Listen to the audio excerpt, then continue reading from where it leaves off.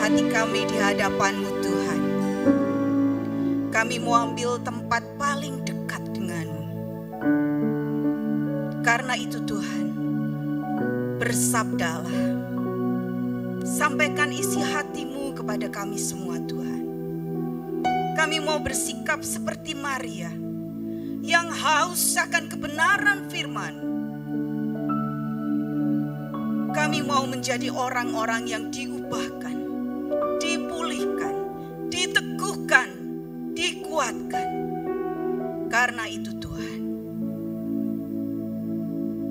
kami mau mendengar Engkau berbicara hari ini. Terima kasih Bapa. Sepenuhnya waktu pemberitaan firman ini kami dedikasikan kepadamu saja. Beracaralah, bergeraklah dengan leluasa dalam hati, pikiran, dan ruangan hati kami Tuhan. Kiranya Roh Kudus-Mu memampukan kami menjadi pendengar dan pelaku firman. Kami datang, kami mendengar, dan kami akan menjalankannya bersama Tuhan. Terima kasih Bapa. Di dalam nama Tuhan Yesus Kristus kami sudah berdoa. Amin. Dipersilakan duduk Bapak Ibu Saudara. Shalom, selamat pagi. Ada sukacita setelah sedemikian lama kita tidak bersama-sama. Kita bisa berkumpul lagi di dalam ibadah pada hari ini. Bapak Ibu Saudara, hari ini saya mengangkat satu bagian penting yang kiranya dapat memperbaharui hidup kita. Menolong kita menjalani hidup bersama Tuhan dengan selalu penuh kemenangan. Khotbah hari ini saya beri tema melihat melalui mata Allah. Terlalu sering saya dan saudara melihat segala sesuatu di sekeliling kita itu membuat kita putus asa, membuat kita merasa tidak berdaya. Tapi apakah sebenarnya Allah kita adalah Allah yang selalu memberi persoalan? Atau Dia adalah Allah yang maha kasih, yang ingin saudara menjalani hidup dengan baik? Kebanyakan orang cenderung berkata, mengapa saya sih Tuhan? Ketika kita menjumpai masalah, menjumpai kesulitan, menjumpai penderitaan. Tidak jarang dari kita berkata, saya ini kurang apa? Berdoa sudah. Ke gereja rajin, memberi persembahan oke, diajak pelayanan apa saja berangkat. Tapi kenapa masalah ada dan ada terus? Terlalu sering saya dan saudara berkata ketika ada masalah, itu karena Tuhan gak sayang. Saya berharap jemaat di sini enggak begitu ya. Mari kita belajar dari satu peristiwa ketika Tuhan Yesus berjumpa dengan seorang yang buta sejak lahir. Bapak Ibu Saudara bisa baca dengan lengkap nanti di Yohanes pasal 9 ayat 1 sampai 41. Kisahnya berawal pada waktu Yesus sedang lewat. Ia melihat seorang yang buta sejak lahir. Murid-muridnya bertanya kepadanya, Rabi, siapakah yang berbuat dosa? Orang ini sendiri atau orang tuanya? Sehingga ia dilahirkan buta. Jawab Yesus, bukan dia dan bukan juga orang tuanya. Tetapi karena pekerjaan Allah harus dinyatakan di dalam dia. Ada orang yang pernah berkata kepada saya ini menderita karena saya itu salah sama Tuhan. Nek saya baik, saya enggak akan menderita. Ada orang berkata, banyak doa, banyak berkat. Sedikit doa, sedikit berkat. Tidak berdoa, tidak ada berkat. Gitu. Tuhan diatur berdasarkan bagaimana kita hidup. Tapi hari ini Tuhan berbicara kepada kita. Ada satu penderitaan yang ternyata bukan disebabkan karena orang itu. Bukan karena kesalahan orang tuanya. Tetapi karena pekerjaan Allah harus dinyatakan melalui dia. Kalau saudara lanjutkan pembacaan firman Tuhan dari sampai dengan ayat 5, dikatakan demikian. Selama aku di dalam dunia, akulah terang dunia, demikian Tuhan berbicara. Setelah ia mengatakan semuanya itu, ia meludah ke tanah dan mengaduk ludahnya itu dengan tanah, lalu mengoleskannya pada mata orang buta tadi dan berkata kepadanya, pergilah, basuhlah dirimu dalam kolam Siloam. Siloam artinya yang diutus. Maka pergilah orang itu, ia membasuh dirinya, lalu kembali dengan matanya sudah melek. Tak sejak lahir, begitu Tuhan kasih apa yang harus dia lakukan, dia menuruti itu dan dia bisa melihat. Respon orang di sekitar Yesus jadi heboh. Kalau kita baca dengan teliti, ada orang berkata, ini orang buta sejak lahir. Kayaknya bukan. Yang lain berkata begini begitu. Bahkan ahli-ahli Taurat pun meragukan bahwa itu orang yang sama. Sampai ditatangkan orang tuanya ditanya, ini anakmu atau bukan? Betulkah dia itu buta sejak lahir atau tidak? Orang yang buta itu pun ditanya oleh para ahli Taurat, setengah diancam, pengennya dia tidak ingin supaya orang buta ini berkata Yesuslah yang menyembuhkan dia. Tapi orang itu berkata demikian kepada orang-orang yang mendesak dia. Dia berkata, kita tahu bahwa Allah tidak mendengarkan orang-orang berdosa, melainkan orang-orang yang saleh dan yang melakukan kehendaknya. Dari dahulu sampai sekarang tidak pernah terdengar bahwa ada orang yang memelekkan mata orang yang lahir buta. Jikalau orang itu tidak datang dari Allah, ia tidak dapat berbuat apa-apa. Peristiwa ini mengejutkan banyak orang, tetapi hal yang saya mau garis bawahi, ada hal yang kita perlu lihat melalui mata Tuhan. Ketika kita melihat melalui mata Tuhan, kita akan dimampukan melihat bahwa tidak selamanya kesulitan kita itu membuat kita terpuruk dan jatuh. Tapi Tuhan bisa mengubah kesulitan itu, penderitaan itu menjadi bagian untuk menyatakan kemuliaannya. Amin Bapak Ibu ya. Terlalu sering kita berkata, Tuhan sayang kalau sedang dapat angpau ya. Tuhan baik sama aku ketika saudara dapat hal baik. Tapi bisakah kita berkata Tuhan itu baik ketika saudara sakit? Bisakah kita berkata Tuhan itu mengasihiku ketika hati saudara terluka? Ada satu buku yang ditulis oleh Bob Gordon dalam buku Teologi Kucing dan Anjing. Dia berkata begini, kita beranggapan bahwa kehidupan dimaksudkan agar kita aman, enak, mudah, nyaman. Apabila ketika sesuatu yang sulit itu memasuki kehidupan kita, kita sering berkata Tuhan gak adil. Harapan beberapa orang itu ketika dia menjalani hidup dia pengen begini. Kecil menjadi anak yang dimanja, apa saja yang diminta diberi. Ketika sudah jadi orang yang muda, dia pengen foya-foya. Pengen mengerjakan apa saja diizinkan. Kalau sudah tua pengen menjadi orang tua yang kaya raya. Mengerjakan apa saja oke karena tidak terbatas. Kalau mati pengennya masuk surga ya. Enak ya, Bapak Ibu juga harap begitu? Kecil dimanja, muda foya-foya, tua kaya raya, mati masuk surga. Ada banyak pendapat orang di dunia ini bahwa dia itu pengen jadi yang terenak dan ternyaman. Kalau bisa nggak usah kerja, duitnya ada. Kalau bisa di rumah ada pohon uang ya. Nanti Abu nih lihat di rumah ada pohon yang bisa dipetik lalu jadi duit gitu ya. Kita sering berkata Tuhan tidak adil ketika kesulitan itu kita jalani. Rick Warren dalam bukunya dia berkata demikian. Kehidupan saya dan saudara dirancang sebagai serangkaian kesempatan untuk mencerminkan kemuliaan Allah. Sebenarnya itulah tujuan hidup kita. saudara dan saya diciptakan Tuhan untuk kemuliaan Tuhan. Apapun keberadaan hidupmu saat ini, bagaimanapun beratnya kesulitan yang saudara tanggung, rancangan Tuhan adalah membuat hidup saudara menjadi sarana kemuliaannya. Amin.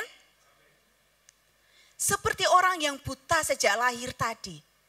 Bukan salah orang itu, bukan salah orang tuanya, tapi Allah punya rencana yang terbaik dalam hidupnya. Tuhan ingin dipermuliakan melalui keberadaan orang itu.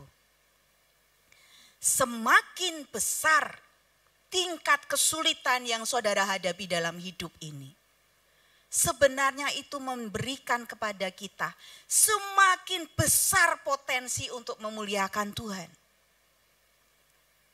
Ketika saudara sakit, tangannya digigit nyamuk gitu ya. Saudara berkata, wah digigit nyamuk ini, wah sudah hilang, sehari hilang. Tapi kalau saudara mengalami sakit yang berat dan sembuh dengan kuasa Tuhan, bagaimana pujian yang kita naikkan? Wah, Tuhan itu sungguh luar biasa. Berarti kalau hanya digigit nyamuk, pujian kepada Tuhan sedikit atau banyak? Kadang-kadang kita dapat berkat sedikit, memujinya sedikit, dapat agak banyak, memujinya banyak. Semakin besar kesulitan, semakin besar kemuliaan yang kita kembalikan kepada Tuhan, bukan?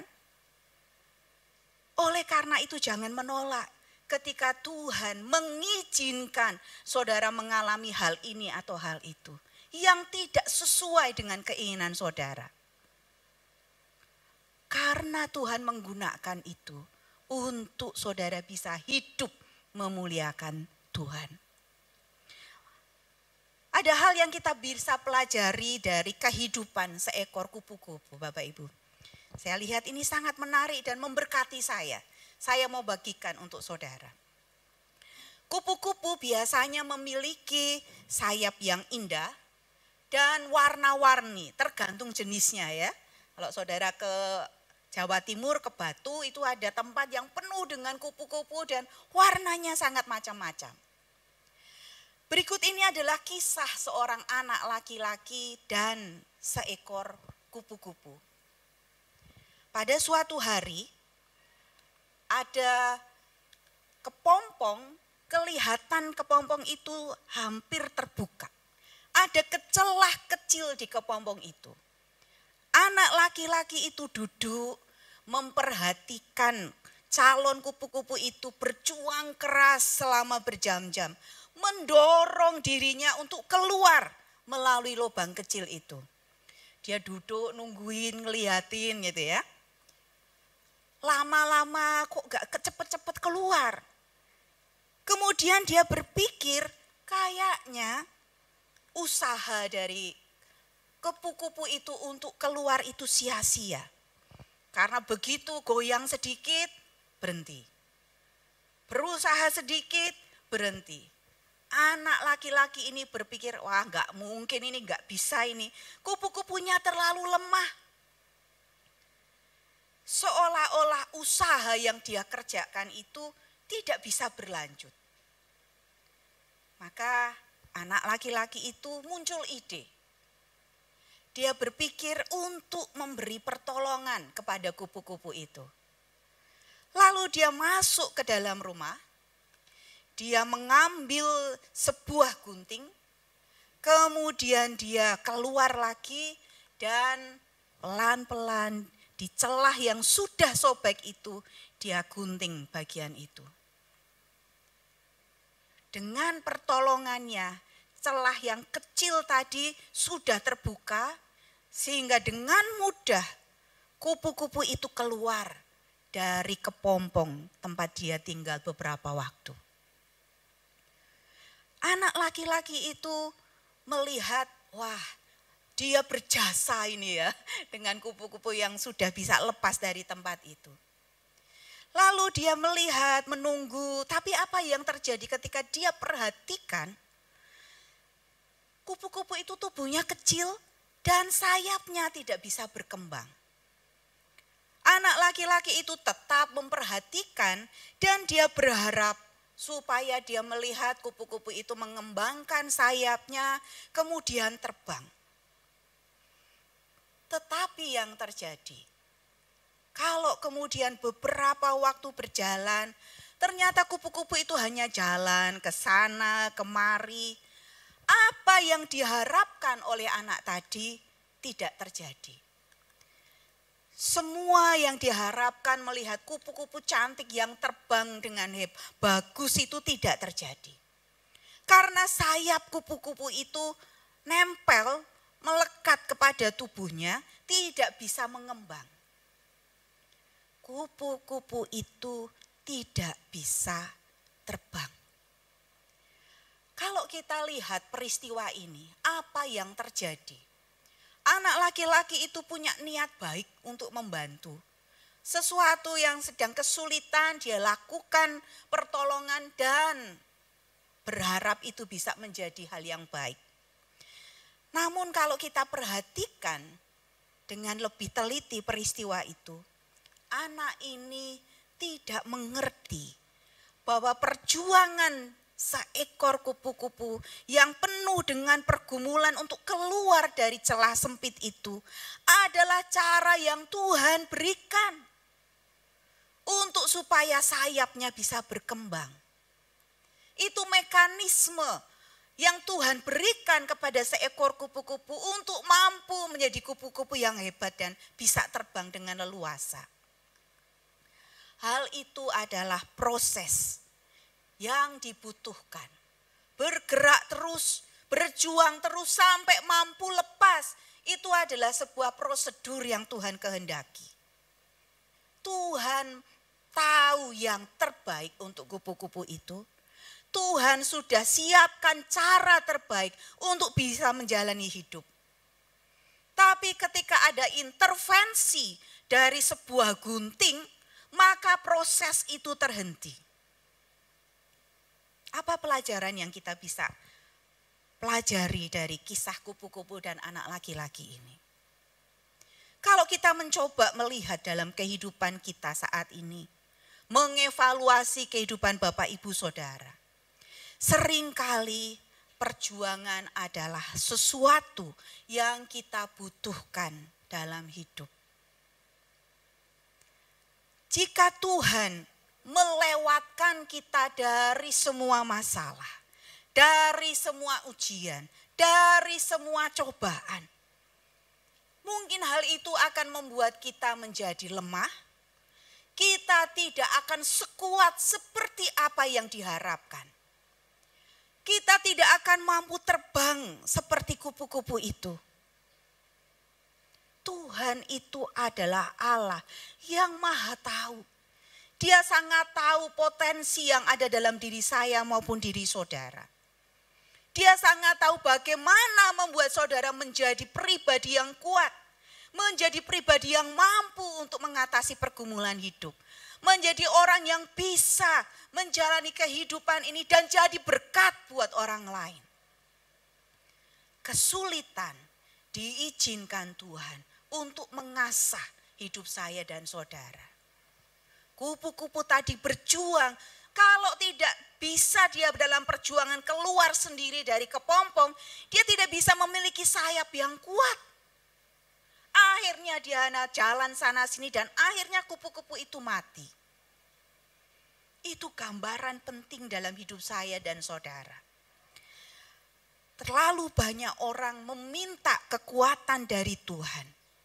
Tapi Tuhan memberi kepada kita kesulitan untuk kita hadapi.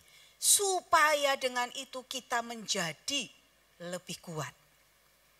Kita meminta kebijaksanaan dan Tuhan memberi kita masalah demi masalah yang harus kita pecahkan. Karena Tuhan tahu dengan saudara mampu mengatasi masalah ini, mampu mengatasi masalah itu, saudara akan menjadi orang yang wise, yang berhikmat, yang bijak.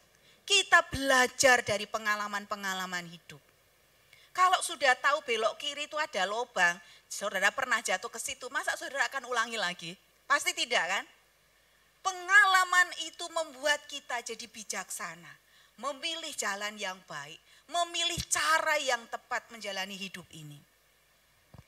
Kita meminta kemakmuran dan Tuhan menganugerahkan kepada kita otak untuk berpikir, fisik untuk bekerja, kekuatan untuk mengerjakan ini dan itu. Dari apa yang saudara dapatkan dengan bersusah payah, maka kita bisa menghargai setiap berkat dengan ucapan syukur. Saya melihat terlalu banyak orang mengalami kegagalan dari hidup. Bukan karena orang tuanya yang membuat dia seperti itu, tetapi dia sendiri yang tidak mau menggunakan dirinya, potensi dalam dirinya untuk maju dan berkembang dengan lebih baik. Ada orang yang meminta keberanian dan Tuhan memberikan kepadanya rintangan-rintangan untuk dihadapi.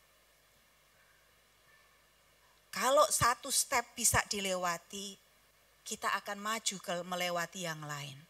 Masih ingat Bapak Ibu Saudara ketika saya dan saudara belajar untuk berjalan? Berapa kali kita terjatuh?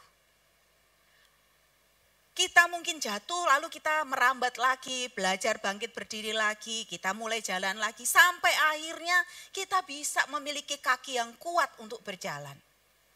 Apa yang terjadi kalau ketika saudara jatuh, lalu orang tua saudara berkata, aduh kasihan, kamu sakit ya nak, yuk gak usah jalan, mama gendong aja. Mungkin kita sudah 5 tahun gak pernah akan bisa jalan. Karena kaki kita tidak belajar menapak, kaki kita tidak belajar menopang badan kita. Orang tua kita gendong kita ke sana kemari. Siapa yang mengalami kerugian dalam hal ini? Saya dan saudara sendiri, betul? Kita sering meminta sesuatu tanpa mau berusaha. Tapi Tuhan selalu memberi kita kesempatan untuk berproses. Kita mungkin meminta cinta. Duh, saya yakin seperti orang yang haus cinta kasih gitu ya. Pengennya diperhatikan, pengennya dimengerti orang, pengennya dipahami. Tapi di dalam kenyataan yang kita jalani hari lepas hari, ternyata Tuhan menghadirkan orang-orang yang penuh kesulitan dalam hidup kita untuk kita bantu. Empati saudara kepada mereka memunculkan cinta kasih yang tulus, membuat saudara mendapatkan cinta itu tanpa karena dibayar gitu ya. Kalau saudara jalan-jalan lihat di banyak truk itu ada banyak tulisan, ada uang abang disayang, tidak ada uang abang ditendang gitu ya. Bisa mendapatkan cinta dengan uang tetapi itu tidak sejati. Tapi ketika Tuhan menghadirkan orang-orang yang ada dalam kesulitan, saudara akan mendapatkan cinta itu dengan benar. Jadi ketika kita minta pertolongan, Tuhan memberi kita kesempatan. Mungkin kita tidak menerima apa yang kita inginkan. Tapi kita menerima apa yang kita butuhkan. Saudara membutuhkan proses untuk menjadi seperti yang saudara kehendaki. Saudara membutuhkan sarana, kesulitan hidup, masalah, penderitaan untuk menjadikan saudara lebih kuat hari lepas hari. Mari lihat, semakin besar kesulitan, semakin besar potensi saudara untuk menjadi alat pilihan Tuhan. Memuliakan Dia dan berkata, Tuhanku luar biasa, Tuhanku hebat. Aku yang terpuruk seperti ini Tuhan angkat menjadi bagian yang luar biasa.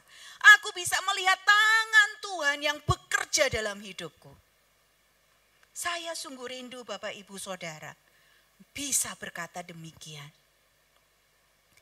Jika kita mau melihat melalui mata Allah, maka saya dan saudara akan tahu bahwa penderitaan yang kita hadapi adalah mampu menjadi sarana untuk kemuliaan Allah. Amin. Jangan lagi mengeluh. Jangan segera ambil gunting dan memutus proses dari Tuhan. Kalau saya dan saudara terjatuh satu kali, Tuhan berkata, Tuhan akan mengangkat engkau. Tuhan tidak akan membiarkanmu terpuruk. Tuhan tidak akan membiarkanmu tergeletak. Itu janji firman Tuhan.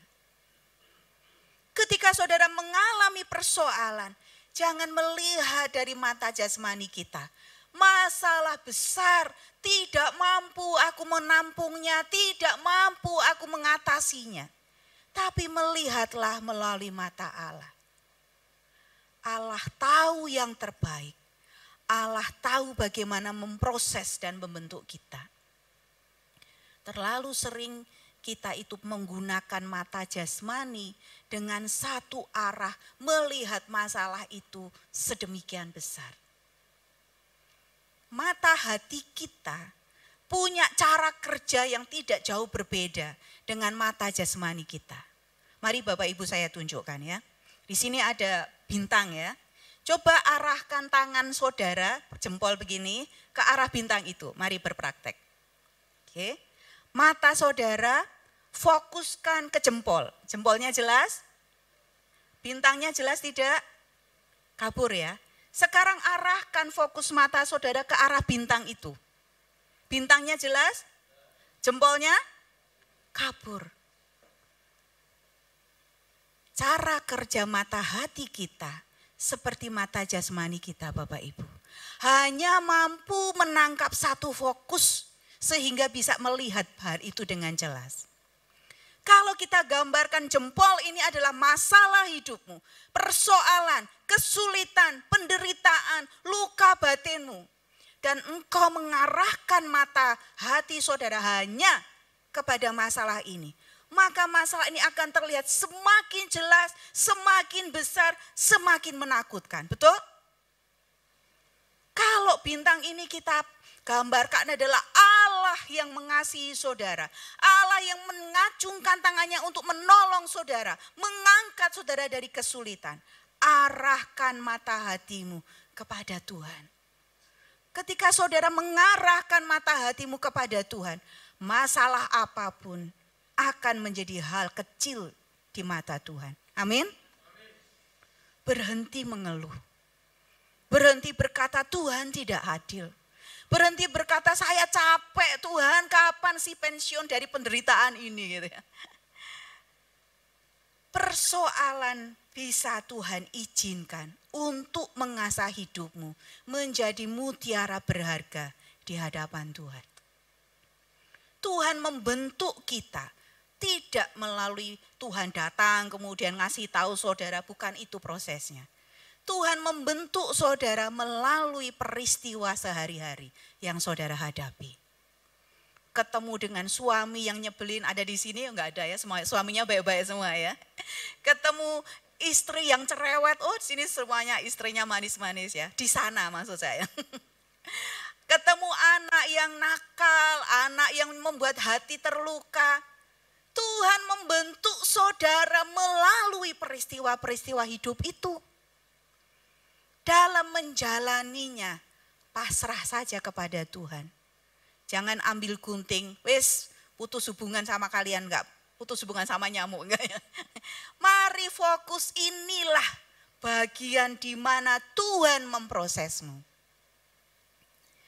Hal yang kedua, jika saya dan saudara melihat apapun persoalan itu melalui mata Allah, maka aku tahu bahwa semua ketidakadilan, gangguan, duka cita bekerja keras untuk menghasilkan kualitas kekal. Kualitas kekal yang akan saudara bawa di hadapan Tuhan. Tidak dapat dihasilkan tanpa adanya masalah. Saudara dan saya ingin berjumpa Tuhan Yesus nantinya ketika kita dipanggil Tuhan. Dan kita mau dengarkan Tuhan berkata, baik sekali perbuatanmu hai hambaku yang baik dan setia. Engkau sudah setia dalam perkara-perkara kecil. Mari masuklah dan ikutlah dalam kebahagiaan Tuhanmu. kita mendengar Tuhan Yesus ngomong itu, semua penderitaan dah lupa ya. Sama seperti kalau seorang ibu ingin melahirkan bayi. Sakitnya luar biasa, tapi ketika begitu lahir bayinya, semua kesulitannya sudah dilupakan. Ada hal yang jauh lebih mulia dari sekedar penderitaan dan air mata kita. Karena kita punya Allah yang tidak pernah meninggalkan saudara. Amin. Hal yang ketiga, kita tidak selalu dapat mengerti alasan dari penderitaan kita, Bapak Ibu. Tidak selalu ketika kita bertanya, kita berdoa, Tuhan kenapa begini? Lalu Tuhan kasih jawaban. Tidak selalu. Tuhan bisa memberitahu tapi tidak selalu. Namun hal yang kita harus pegang, kita memiliki kepastian bahwa Tuhan itu tahu mengapa saudara menderita. Tuhan itu tahu mengapa saudara mengalami ini dan itu. Dan Tuhan bisa menggunakan semua itu mencapai tujuan berharga bagi kemuliaannya. Berhenti bertanya mengapa Tuhan, kenapa Tuhan. Sekarang kita pakai posisi yang baru. Fokuskan mata hatimu kepada Allah, jangan kepada masalah. Fokuskan arah hidupmu kepada Allah, bukan kepada masalah di hadapanmu. Janji firman Tuhan untuk saya dan saudara. Yeremia 29 berkata demikian. Sebab aku ini, kata Tuhan, aku ini mengetahui rancangan-rancangan apa yang ada padaku mengenai kamu. Demikianlah firman Tuhan. Yaitu rancangan damai sejahtera dan bukan rancangan kecelakaan. Untuk memberikan kepadamu hari depan yang penuh harapan. Amin. Ini janji firman Tuhan untuk saya dan saudara. Rancangan Tuhan itu rancangan damai sejahtera dan bukan kecelakaan. Kalau kita diizinkan menjalani prosesnya dan saudara mengalami banyak persoalan dan berkata kok begini, ingat itu belum ending. Tuhan itu selalu memberikan yang happy ending. Selalu akhir yang penuh sukacita. Karena itu jalani bersama Tuhan. Di ayat selanjutnya dikatakan demikian. Dan apabila kamu berseru dan datang untuk berdoa kepadaku, maka aku akan mendengarkan kamu. Apabila kamu mencari aku, kamu akan menemukan aku. Apabila kamu menanyakan aku dengan segenap hati. Allah kita, Allah yang terbuka untuk dijumpai. Allah yang tidak pernah meninggalkan saudara. Allah yang selalu bersama saudara. Allah yang mendekap saudara ketika saudara merasa terpuruk. Allah yang menguatkan hati saudara ketika saudara merasa ketakutan. Dia Allah yang sama kepada saya dan saudara. Janjinya itu ya dan amin. Karena itu, mari melihat apapun situasi dalam hidupmu. Mari belajar melihat melalui mata Allah. Peganglah janji firman Tuhan. Yakinlah bahwa Tuhan itu mengasihimu dan pasti memberi yang terbaik. Rancangannya itu rancangan damai sejahtera. Tetaplah setia di dalam pemrosesan Tuhan. Karena Tuhan selalu mampu mengubah penderitaan kita menjadi berkat, menjadi hal terbaik, menjadi bagian di mana Allah dipermuliakan. Amin. Roma pasal 8 ayat 28, mari ingat bagian ini dengan sungguh-sungguh.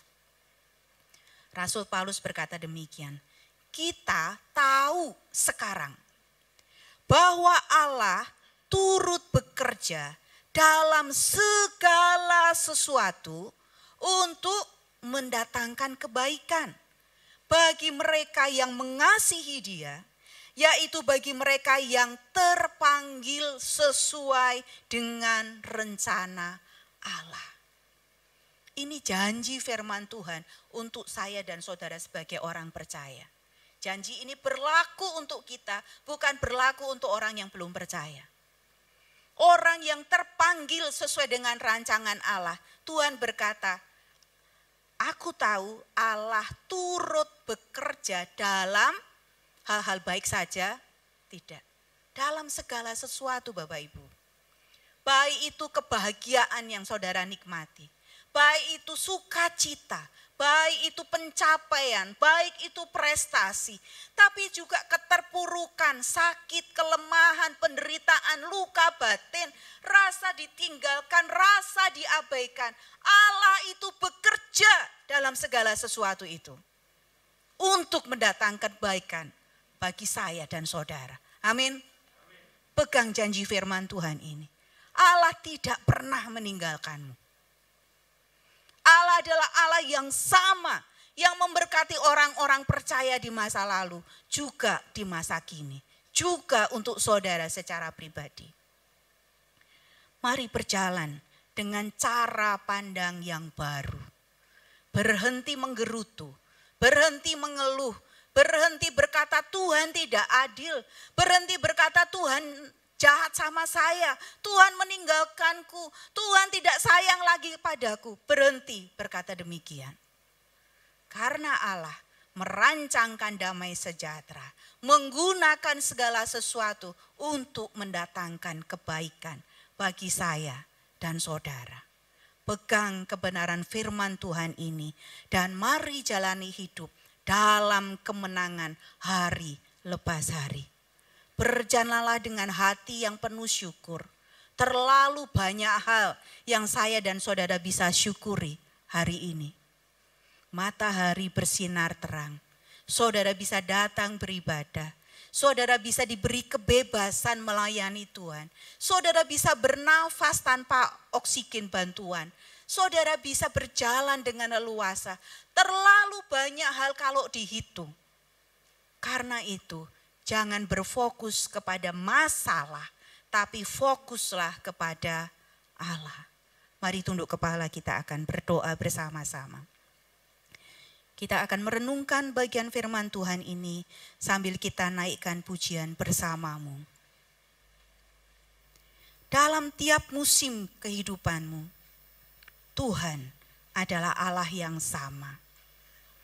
Dia Allah yang mengasihimu, memberikan berkat ketika saudara merasakan sukacita. Dia adalah Allah yang sama, mendampingimu ketika engkau menangis, ketika engkau mengalami penderitaan yang berat. Dia Allah yang sama. Shalom, jemaat G2C yang dikasihi Tuhan. Diberkati dengan firman Tuhan pada pagi hari ini. Amin. Gembala, leader dan seluruh sidang jemaat mengucapkan banyak terima kasih atas pelayanan Ibu Kanti Widya Stuti pada pagi hari ini dan sore. Kiranya Tuhan memberkati pelayanan Ibu dan keluarga. Kami mengucapkan selamat datang dan selamat beribadah kepada Bapak, Ibu, Saudara, Saudari yang baru pertama kali hadir di Gereja G2CC pada hari ini. Kami menyambut Ibu Erni, kakak dari Ibu Kanti, juga Saudari Ellen dan Saudari Jessica dari Karangturi, yang baru pertama kali hadir dalam ibadah G2CC, dan jika belum memiliki ibadah gereja yang tetap, kami menantikan kehadiran Bapak Ibu Saudari di ibadah G2CC berikutnya. Berikut info gereja sepekan. Nanti sore ada ibadah online pada pukul 5 di channel YouTube Pastor Sony Saluku.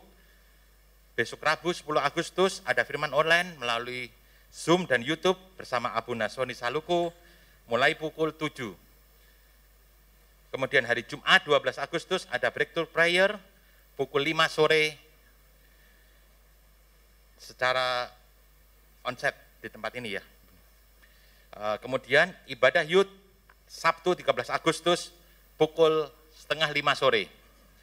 Dan minggu depan ada ibadah sekolah minggu pukul 7 pagi secara onsite di luar gedung gereja. Bapak dan Ibu, mari kita dukung dalam doa pelayanan Abuna Sony di Palembang pada pagi hari ini.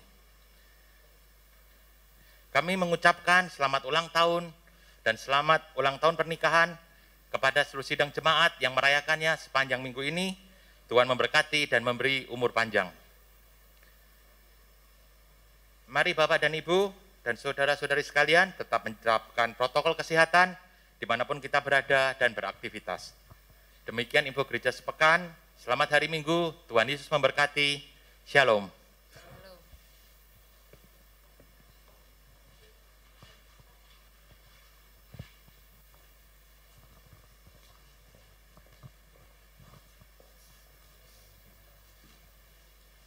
Mari Bapak Ibu, kita akan bangkit berdiri, kita berdoa untuk anak-anak kita.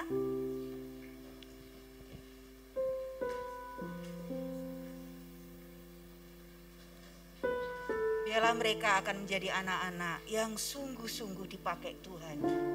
Apapun tempat pelayanannya, apapun pekerjaannya, masa depan mereka, biarlah mereka menjadi anak-anak yang sungguh-sungguh diberkati. Arahkan tangan kita kepada anak-anak kita. Allah yang maha besar, pemilik langit dan bumi. Allah yang juga memberikan prioritas penting kepada setiap anak-anak Tuhan. Saat ini kami membawa anak-anak kami ke hadapan-Mu. Kami memintakan berkat dari surga buat mereka Tuhan.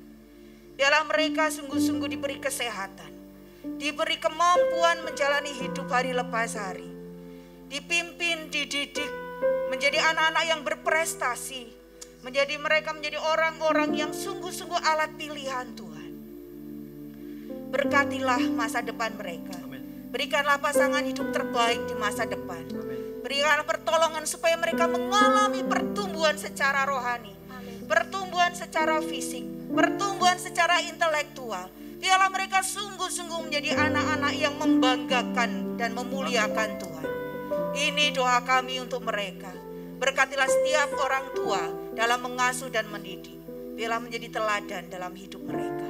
Pegang masa depan anak-anak kami Tuhan. Dan kami menyerahkan mereka untuk dipakai dalam apapun talenta, kemampuan, dan pekerjaan yang Tuhan sudah siapkan. Engkau proteksi mereka dengan darah Kristus. Kiranya roh, tubuh, dan jiwa mereka ada dalam pemeliharaan Tuhan. Di dalam nama Yesus kami sudah berdoa. Amin. Amin. Jojo dan Viana tinggal dulu di tempat. Bapak Ibu silahkan duduk dulu. Kali ini Abuni akan memperkenalkan ada unit baru pelayanan di gereja kita, yaitu tim medsos, tim media sosial. Jadi selama pandemi kemarin itu membuka mata kita bahwa pelayanan kita itu tidak bisa lagi terbatas oleh dinding tembok gereja. Kita punya jangkauan yang lebih luas, yaitu di media sosial, di dunia maya. Dan 3 bulan ini kita mulai bergerak dengan renungan anak-anak sekolah minggu. Sebelumnya yang sudah terjadi itu beberapa tahun kita punya renungan anak-anak sekolah minggu dalam bentuk teks. Tetapi dalam waktu 3 bulan ini, Juni, Juli, dan Agustus, kita sudah berubah renungan anak sekolah minggu yang dari bentuk teks itu dianimasikan, divideokan, dan kemudian diupload di YouTube. Dan ini adalah tim yang kita punya. Dengan segala keterbatasan Bapak Ibu, kita mau mengambil bagian untuk melayani Tuhan lebih lagi di luar sana. Seperti Bapak Ibu lihat di sini, ada yang om-om, tante-tante, ada yang anak-anak kecil. Ini semua adalah konten kreator yang hebat. Komandannya di atas sana Bapak Alek untuk tim ini. Kemudian Bu Aurel membuat semua thumbnail, cover dari video YouTube yang kita upload. Kemudian ada Om Hendri, ada Om Joni, ada Om Niko, kemudian ada Cici itu Cici Sherlyn, Cici Dea, Cici Michelle, ada Cik Yuli juga. Mereka luar biasa ya, ngajarin adik-adiknya yang masih kecil. Ini ada Viana, Talia, dan Jojo. Mereka masih SD, tapi mereka punya komitmen untuk ikut melayani Tuhan.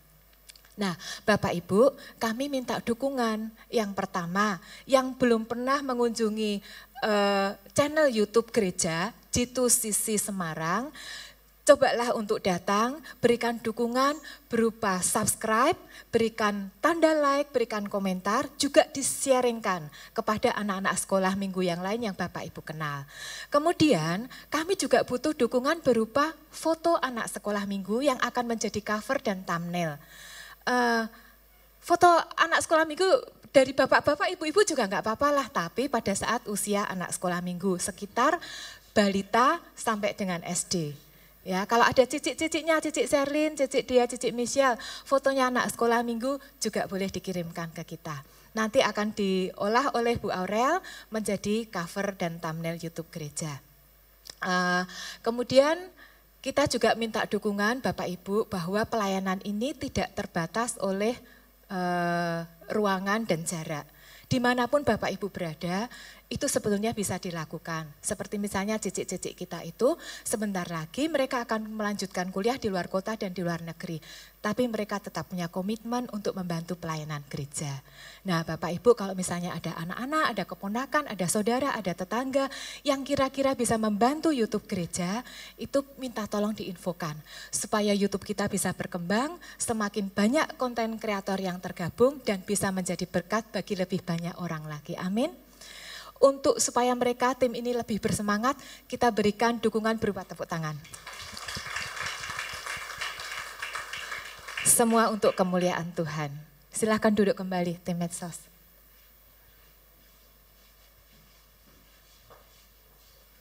Mari Bapak Ibu Jemaat kita berdiri, kita akan akhiri ibadah kita pagi hari ini. Kami bersyukur kepadamu Tuhan. Sungguh kami melihat dan merasakan bahwa Engkau adalah Allah yang bertahta di atas pujian dan penyembahan kami.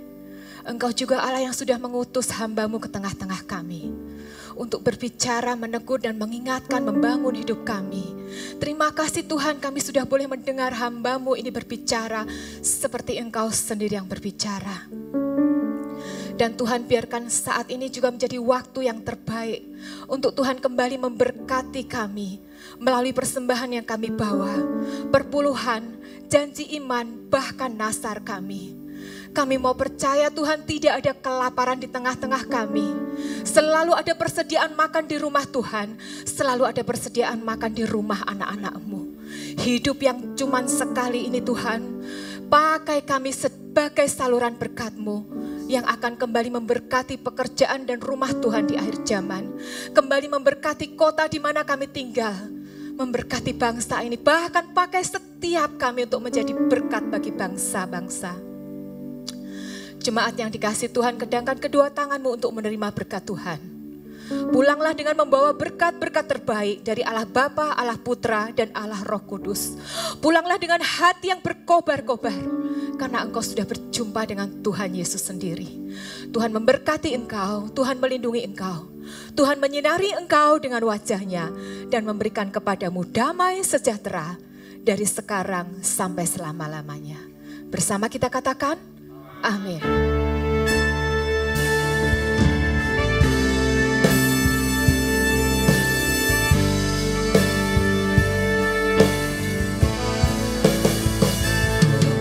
Percaya janji-Mu ajaib terukir dalam kehidupanku. Ku berserah di dalam kekuatan-Mu, hanya Kau segalanya bagiku. Percaya janji-Mu ajaib terukir dalam kehidupanku. Ku berserah di dalam kekuatan-Mu. Ku percaya, ku berserah di dalam kekuatan-Mu. Ku percaya,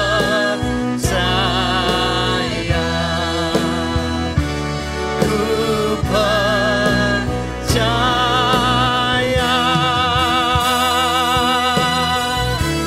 Puji nama Tuhan, silakan duduk.